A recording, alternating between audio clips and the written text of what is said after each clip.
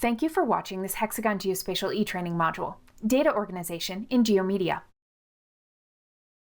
This video is an overview of some of the basic data organization capabilities provided in GeoMedia, including warehouse connections, categories, and named legends. Data used in this video was obtained through several U.S. government websites, U.S. Census Bureau, U.S. Geological Survey, and U.S. Department of Agriculture. The data provided on these sites are generally considered to reside in the public domain. We'll start by looking at warehouse connections. Begin with GeoMedia open with the King County GeoWorkspace loaded. Let's look at some examples of how you can organize your data for easy access and presentation. Start by reviewing the data provided, which contains multiple warehouse connections. From the Manage Data tab, select the Warehouse button. Select the first connection and click Properties. In general, the data provided has been maintained in the native format provided by the government download site. In this case, post-processing of the downloaded data has occurred to extract a subset of the data provided that is specific for King County or the state of Washington. A review of the warehouse connections shows a wide variety of data content and file formats.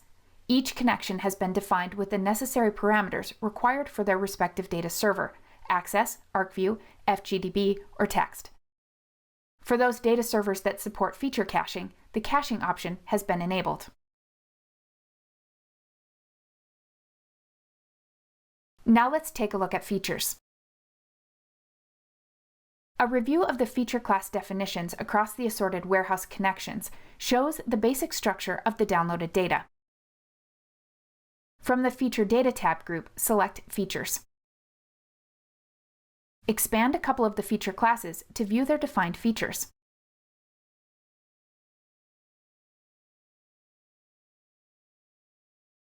Next, let's review categories.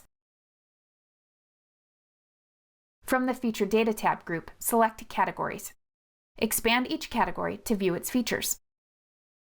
A review of the categories defined shows thematic groupings within the dataset that span across assorted warehouse connections and their associated feature classes and queries. These thematics are replicated as groups defined by the Display by Scale legend, providing an alternative view of the legend content. The Map window legend contains two tabs, Display Order and Groups. When adding data to the map window using the Add Legend Entries command, there is an option to group legend entries by category. When this option is selected, the legend entries are organized into groups based on their category definition. Select the Group tab on the legend to illustrate the result of using this option.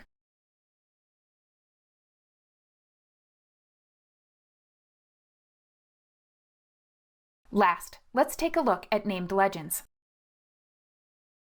A review of the named legends available in this dataset show assorted views and aspects of the data that can be saved and recalled as necessary for review. Most of the legend content has been captured as a named style and can be reviewed using the Styles command. From the Legend tab group, click Styles. To view the different styles, click on different folders to view its contents.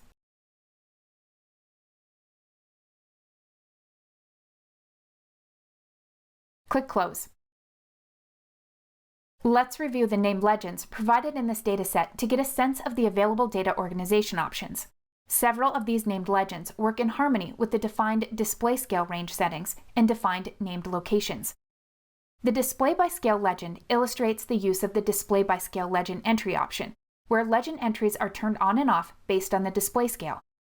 Display scale ranges vary from small-scale presentations for the state of Washington versus large-scale presentations of landmark features. Right-click on different legend entries from School to Merge of Primary Road and select Display Scale Range to see the scale range dialog for each legend entry.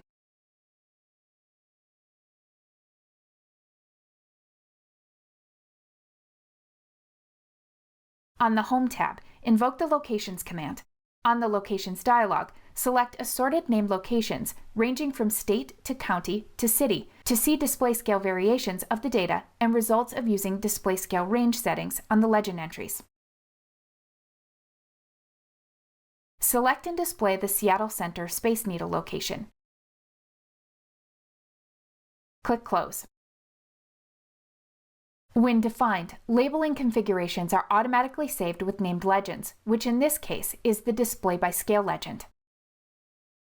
From the Labeling tab, select the Toggle Dynamic Labeling command to display the labels. Select the Toggle Dynamic Labeling command again to turn off the display of the labels.